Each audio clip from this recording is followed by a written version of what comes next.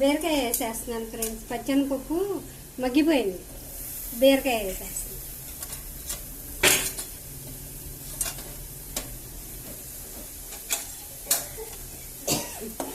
బీరకాయ వేసాక కలిపేసుకోండి, మళ్ళీ అడుగంటిద్దాము. అలాగే ఇప్పుడు కొబ్బరి పెట్టుకున్నానుగా, కొబ్బరి కూడా వేసేసుకున్నాను ఫ్రెండ్స్. కొబ్బరి కూడా వేసేసుకొని ఉప్పు పసుపు వేసుకొని లాస్ట్కి మగ్గాక కారం వేసుకోవాలి ఫ్రెండ్స్.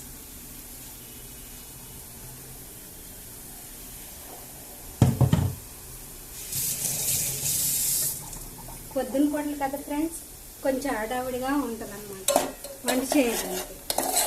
ఆ పనులు పూజ అంతా అయిపోయేటప్పటికి లేట్ అవుతుంది. దీంట్లో ఇప్పుడు ఉప్పు పసుపు వేసుకోవాలి ఫ్రెండ్స్.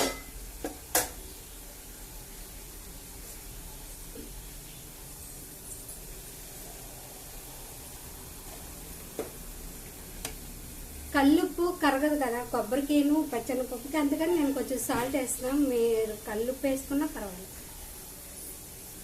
నేను లైట్గా వేసుకుంటాం, మీరు తగినంత వేసుకోండి.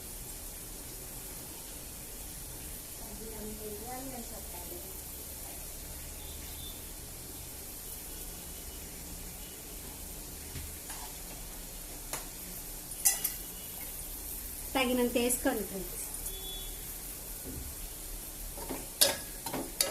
ఉప్పు కూడా వేసేసా, పసుపు కూడా వేసేస్తా.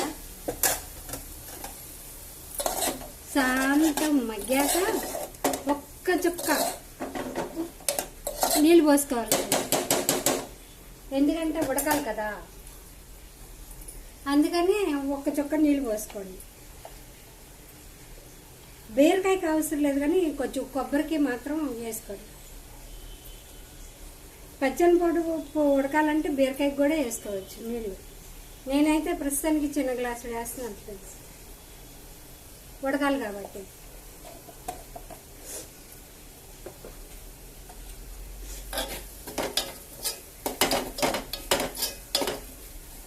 చిన్న గ్లాసు పోసాక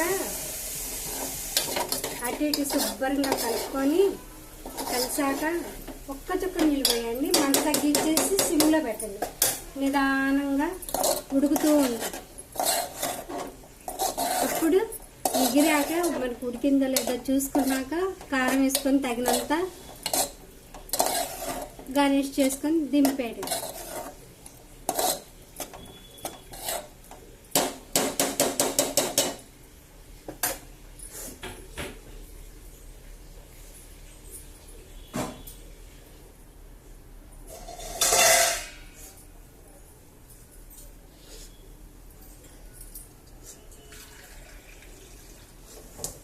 నేనైతే ఫ్రెండ్స్ ప్రస్తుతానికి చిన్న గ్లాసు బీరకాయ కూరకి అంటే ఉడకాలి కాబట్టి, పచ్చెనపప్పు ఉడకాలి కదా ఫ్రెండ్స్, అందుకని దీనికి కూడా అలాగే పోస్తుంది.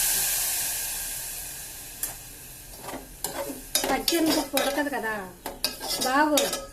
మామూలుగా అయితే అలా మగ్గబెట్టుకోవచ్చు, కొంచెం మనకి ఇదిగా తగిలిద్ది కదా, అందుకని పచ్చెనపప్పుగా తగిలింది కదా, ఉడకాలి కదా, ఉడికితే కొంచెం మెత్తగా అయిందని ఒక్క చుక్క నీళ్ళు పోసుకున్నాను ఫ్రెండ్స్.